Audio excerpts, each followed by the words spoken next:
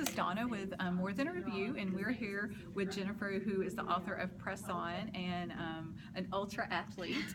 So she's going to tell us a little bit about her book, and then we're going to get to hear some more in depth about the book and how she got started. So Jennifer, go ahead and tell us about yourself in the book. Well, my name is Jennifer McAlister, but I think you already introduced me. I'm from Fort Worth, Texas, and I'm married for almost 24 years to my husband Jason, and I've got 3 girls. And that's a little about me. And my book, Press On, is the tagline in there is stories of endurance, faith, and trust to encourage you as you run the race of life. I do talk a lot about endurance races I've been in and marathons. But you don't have to be an athlete to get the stories. In fact, I've got more feedback from people who aren't athletes, just because pretty much life is a race, and it feels the same thing I'm describing in some of these events. Well, that's life a lot of times. And I've cried a lot of tears in some of the things I've done and some of the things that have happened to me. And I'm convinced, and I know it, that God doesn't waste our tears. And if I can share my story and how He's brought me through on the other side, if it can help others, then all those cried tears are worth it. Well, and that leads to one of my questions, for people who are reading the book, what did you want them to get out of it? What was your purpose you wanted to share?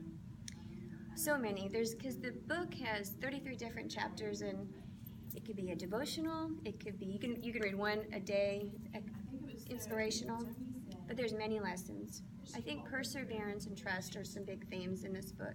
Trusting God no matter what the circumstances are. Finding out that you're stronger on the other side of your trials, that your tests will become testimonies if you allow God to use you in that way. Another thing I wanted people to take from this book is that failure isn't final. I have a lot of the stories in here, yes, I've done these events, but it wasn't easy, and there was a lot of failing before I ever got to the finish line of these things. But that's where you learn, that's where you grow, and so many of us, we want to give up when things get hard. And if we just continue to trust Him no matter what, trust God no matter what, keep putting one foot in front of the other. So I'd love for them to take that away. And there's a song, and I know you guys have heard this song before, but it's called Legacy by Nicole Nordeman. And there's a line in there that says, I want to leave a legacy. How will they remember me? Did I choose to love? Did I point to you enough? And one of the stories in the book is about me being at the finish line of the Boston Marathon when the bombs went off. And I truly believed I was going to die that day. And I thought about that song. Did I point to you enough? What kind of legacy am I going to leave? God chose to keep me around. And I started living with even more of a sense of urgency to tell others about Him, more purpose, realizing that, life is a race, and we don't know when the finish line is going to be there. So live every day with purpose and passion, and telling your loved ones and family members how much you love them, and so there's lots of reasons why I wrote the book, but hopefully it will encourage people that are going through some difficulties or trials. So you talked about perseverance, and I think that is something that everyone needs, no matter what you're doing in life. As you're raising your children, have you seen it? Because the new generation coming up seems to want instant gratification more. So how have you been able to help, kind of instill that in them, or even just watching you? Yes. Well, my youngest daughter, she just graduated from high school, and she's a 4.0 student, and she applied for the college that she wanted to go to, and she didn't get in. And so she found out that she's going to have to go to a community college for a year, and then she can transfer in. And she was so upset, and she said, "Why, Mom? Why? I did all my homework, I did everything right." And I said, "Well, welcome to life. That's about how it works.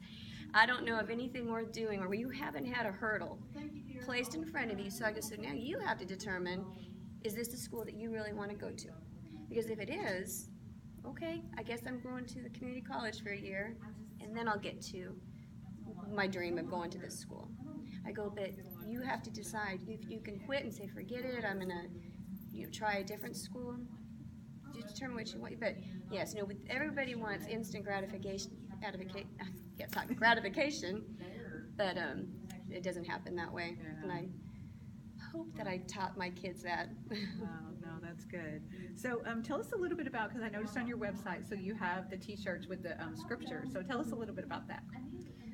Well, in 2001 was when I ran my first marathon, and I didn't know what to expect. I think I ran 15 miles was the most I had run before I actually ran the marathon.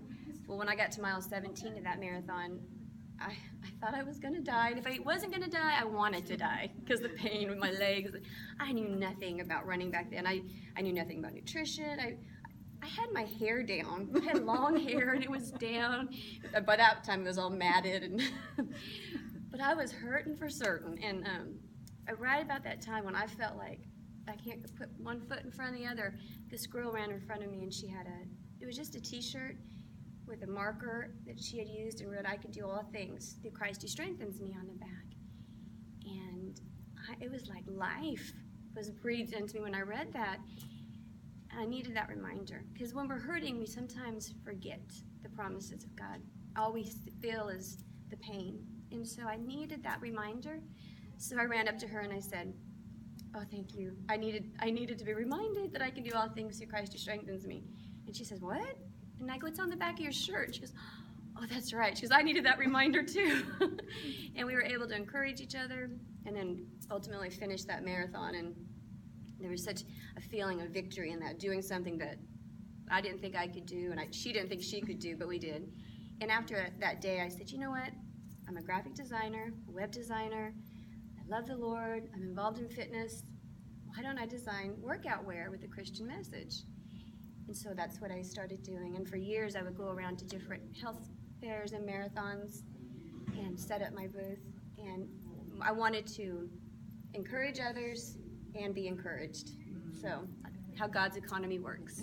So that's how I came up with Witness Through Fitness. That's